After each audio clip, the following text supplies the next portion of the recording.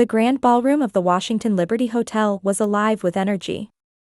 The occasion was the American Honor Gala, a prestigious evening recognizing veterans, first responders, and individuals who've devoted their lives to public service. Among a crowd of politicians, celebrities, and military leaders stood two unexpected honorees, Karoline Leavitt and Caitlin Clark. Karoline, a fast-rising political figure, had earned recognition for her strong stance on patriotism and national identity. Despite her age, she had already become a notable force in Washington, praised by many, challenged by some. Caitlin, a celebrated basketball icon, had evolved from sports star to national role model. Her influence extended far beyond the court, inspiring others through leadership and community impact. Both women were being recognized for their contributions. Karoline for her advocacy for veterans and national values, and Caitlin for her support of military families and honoring fallen heroes. As the ceremony began, the lights dimmed and the national anthem played. Attendees rose in silence, hands over hearts or clasped respectfully. Seated in the front row, Karoline held a folded American flag, the one given to her family when her grandfather, a World War II veteran, passed away. For her, it represented sacrifice, not politics. Caitlin, on stage with fellow honorees, wore a jacket embroidered with "Honor the Fallen," a quiet tribute she'd worn at other events, but one that felt especially meaningful tonight. Then tensions shifted. A well-known media figure stood from the VIP section and addressed the room loudly. "Karoline, Caitlin, aren't these symbols from a divided past? Shouldn't we move forward rather than cling to outdated ideas of patriotism?" The question cut through the room. Some nodded. Others looked away. Journalists leaned forward. Karoline and Caitlin exchanged a glance. They understood this wasn't a genuine question. It was bait. Karoline stood slowly, flag still in hand. Calm but firm, she addressed the room. "This flag was given to my family as a final tribute to my grandfather's service. It's not outdated. It's a symbol of sacrifice and the price of freedom." The room stirred, some nodding, others silent. The journalist replied, "That's one view. But shouldn't patriotism be more inclusive? Holding on to that flag might be doing more harm than good." Karoline's voice didn't waver. "Patriotism isn't about exclusion, and this flag isn't a relic. It allows us to even have this dialogue. If honoring sacrifice is seen as divisive, maybe we should ask why." The focus shifted to Caitlin. "You're an athlete," the journalist pressed. "Your success depends on public support. Is this really a debate you want to join?" Caitlin could have sidestepped. Instead, she stepped toward Karoline. "I play basketball because I love it. But I also love the country that gave me the chance. This jacket represents that. If that's controversial, we need to question why." The journalist challenged again. "So others' pain doesn't matter to you?" Caitlin paused before replying, "Honoring those who gave everything don't erase current struggles. We can respect the past while building a better future. It's not either/or." Silence followed until a veteran rose slowly from the front. "I fought for this country and lost friends for it. And when I see young people standing for their beliefs, I don't see division, I see hope." Applause followed.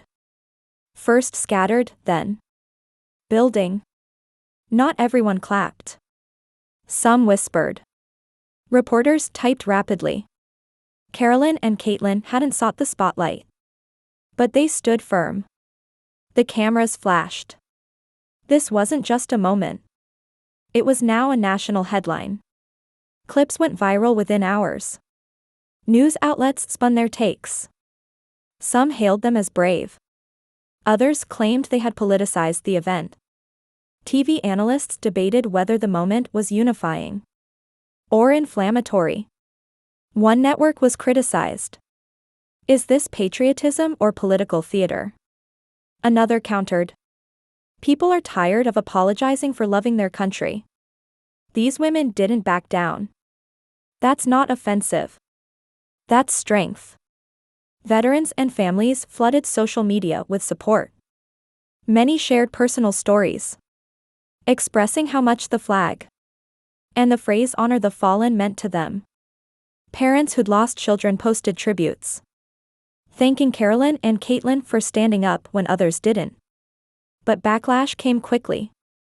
Caitlin's sponsors released careful statements, some silent, others reconsidering deals. Karoline faced pressure too. Political allies are distancing themselves, and some are advising her to stay quiet. Journalists began digging, reanalyzing old interviews, speculating whether Caitlin had jeopardized her career, or whether Karoline had planned the moment. 3 days later, Karoline and Caitlin met in private. Neither had anticipated the storm, but there was no regret in the room. "They thought we'd back off," Karoline said. Caitlin nodded. "I've faced pressure in sports, but nothing like this.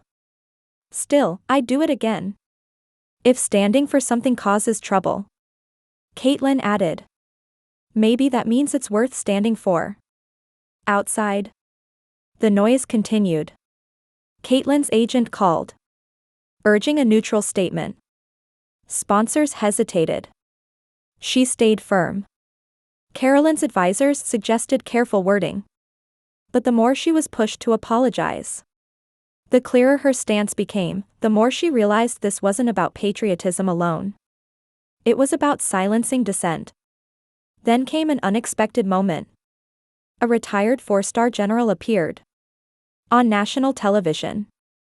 "I served this country for over 30 years, he said.